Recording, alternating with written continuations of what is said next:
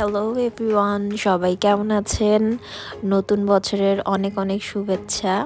অনেক দিন পর নতুন একটা ব্লগ নিয়ে আপনাদের সবার সাথে শেয়ার করতে এসেছি। আমরা হঠাৎ করে অ্যাকচুয়ালি একটা ট্যুরের প্ল্যান করি যে 2 দিনের ছুটিতে সিলেট যাব। তো যেমন ভাবনা সেরকমই কাজ। আমরা সবাই রেডি হয়ে ভোরবেলা 4:30টার দিকে আমরা ঢাকা থেকে রওনা হই। এটা 300 ফিটের রাস্তা। আপনারা যারা ঢাকায় থাকেন বা এসেছেন আপনারা হয়তো চিনবেন এই রাস্তাটা, অনেক সুন্দর।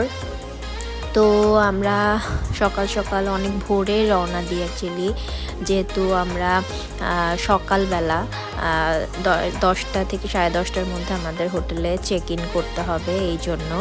তো সেভাবেই আমরা রওনা দিই।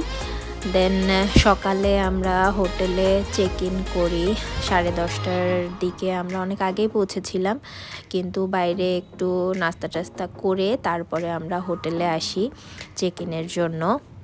দেন এখানে চেক ইন করে তাড়াতাড়ি ফ্রেশ হয়ে আমরা দেরি করিনি, আমরা চলে যাই জাফলংয়ের উদ্দেশ্যে। আমরা ছিলাম মূলত সিলেটের মেন শহরে। তো ওখান থেকে জাফলংয়ে আসতে আমাদের প্রায় 2 ঘন্টার মতো সময় লেগেছে।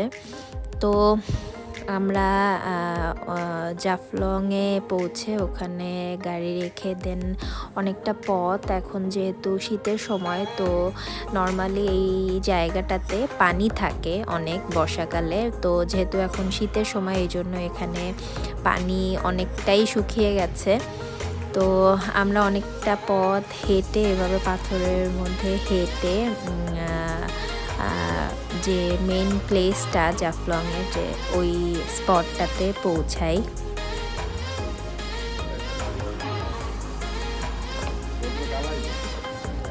এরপর আমরা বোট রাইডিং করে জাফলংয়ের এই সাইডটা থেকে অন্য সাইডে যাই, সেখানে কয়েকটা স্পট দেখার জন্য এবং চা বাগান দেখার জন্য। এখানে অনেক বোট থাকে, আপনারা চাইলে দামাদামি করে দেন বোট পছন্দ করে, যার যেরকম পছন্দ দামাদামি করে আপনারা বোট ভাড়া নিয়ে যেতে পারবেন।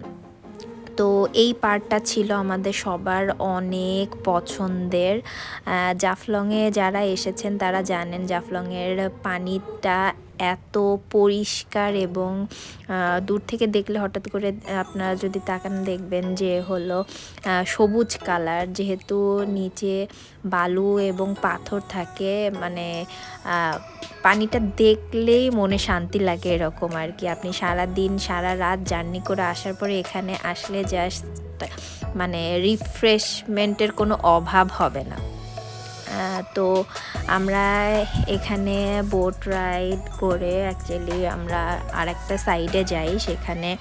তো এখানে আমরা সবাই অনেক এনজয় করছিলাম, যেহেতু এই স্রোতটা আমরা যেদিকে যাচ্ছিলাম ওদিকেই যাচ্ছিলো, এই জন্য আমরা অনেক মজা পাচ্ছিলাম, কারণ বোটটা অনেক দ্রুত যাচ্ছিল আর পানিটা এত বেশি ঠান্ডা ছিল, মনে হচ্ছিল যে ফ্রিজের পানির মতো ঠান্ডা।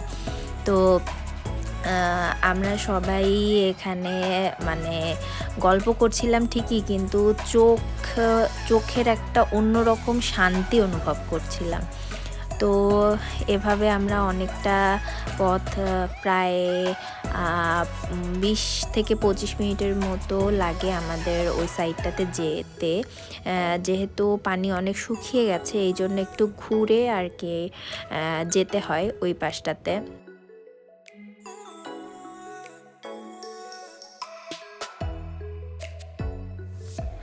এরপর বোট থেকে নেমে বেশ কিছুটা পথ হেঁটে আপনার একটা অটোতে ধরে আপনার স্পটগুলোতে ঘুরে দেখায়। তো বোট থেকে নেমে আপনার অটোর পর্যন্ত যেতে রাস্তার যে দুই সাইডে আপনার এরকম অনেক Indian product, Burmese product sell করে।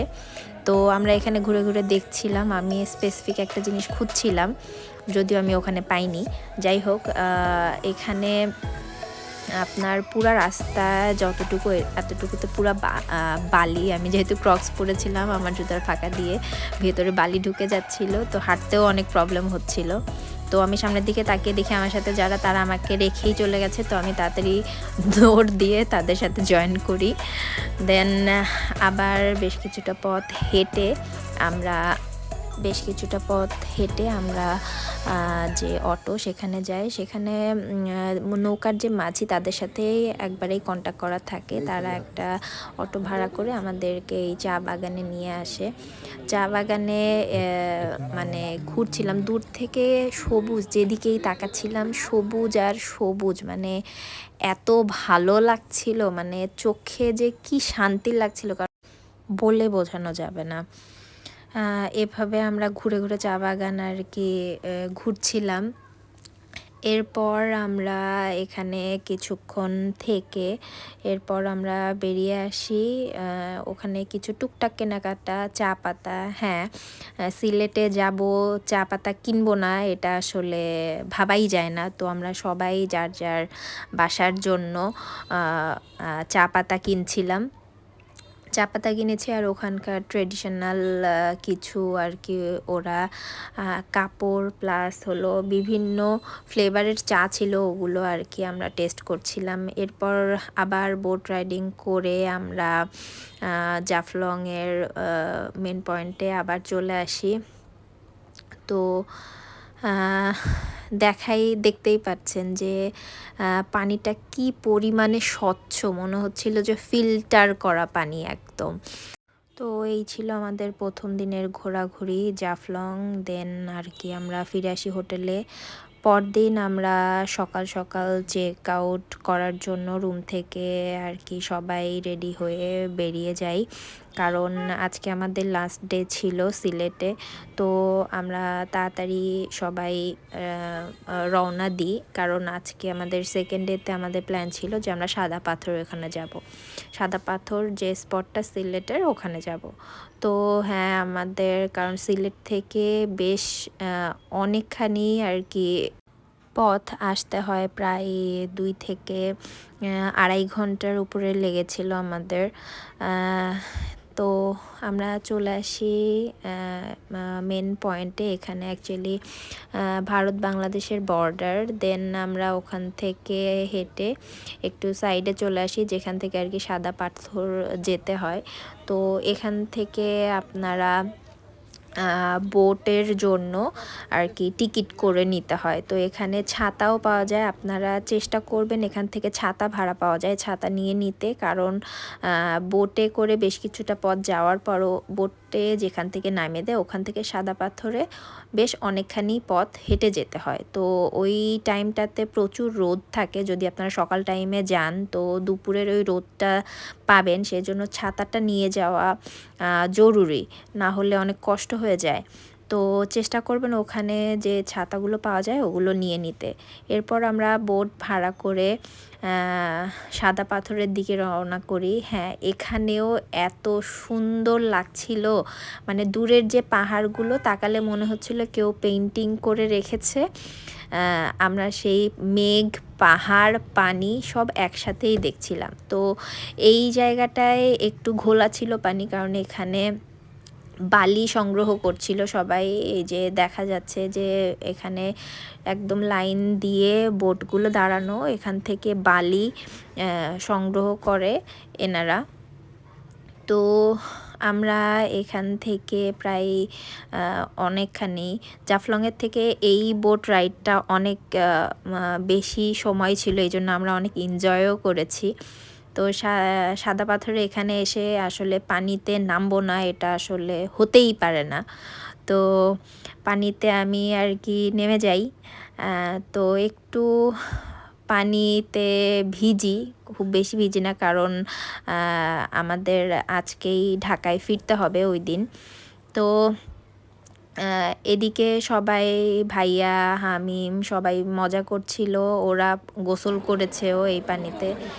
তো আমি এখানে আর কি করব, গোসল যেহেতু করব না এখানে, এই জন্য হালকা মাথায় পানি নিচ্ছিলাম। আর ওইদিকে ভাই এসে আমাকে পানি দিয়ে পুরা ভিজিয়ে দেয় ভাইয়া। কারণ ওরা গোসল করছিল, আমি করছিলাম না ওই পানিতে। দেন তারপর মজা করে আমরা আবার মেন পয়েন্টে ফিরে যাওয়ার পালা, এবং আমাদের এই দিনই ছিল সিলেটের লাস্ট ডে। এবং আমরা চা নিয়ে বোট রাইড করে অনেক এনজয় করি এই রাইডটা। ওই দিন চা খেতে খেতে বোট রাইড, ইটস অ্যামেজিং। দেন আমরা ওই দিনই আর কি ঢাকায় ফিরে আসি। হামিম আমাদের এই ট্যুরে সবথেকে বেশি মজা করেছে, হামিম ছোট বাচ্চাটা। আমরাও যে মজা করিনি তা না, আমরাও অনেক মজা করেছি কর্মব্যস্ত এই লাইফে।